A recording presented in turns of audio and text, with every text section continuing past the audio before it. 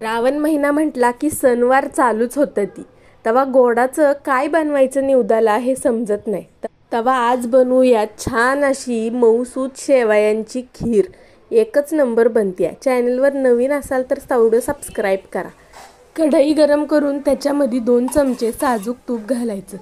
तूप चांगलं वितळलं का नाही बारीक चिरून घेतलेले सुके मेवे मनुके समजा ह्याच्यामध्ये घालायचं आणि मंद गॅसवर चांगलं परतून घ्यायचं. चांगलं गोल्डन ब्राऊन झालं का नाही तोच तो परतूनच घ्यायचं आणि मग शेवया ह्याच्यामध्ये घालायच्या. शेवया बी चांगले 2-3 मिनटं परतू घ्यायच्या.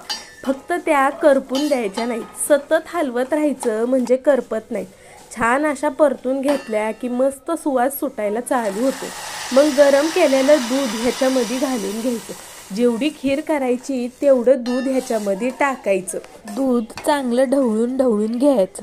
त्याच्यानंतरून 1-2 उकळ्या आल्या का नाही मग साखर ह्याच्यामध्ये घालायची. गोडाच्या पदार्थात साखर विसरू नका बरं का, नाही तर सगळं हिरवून होऊन बसायचं.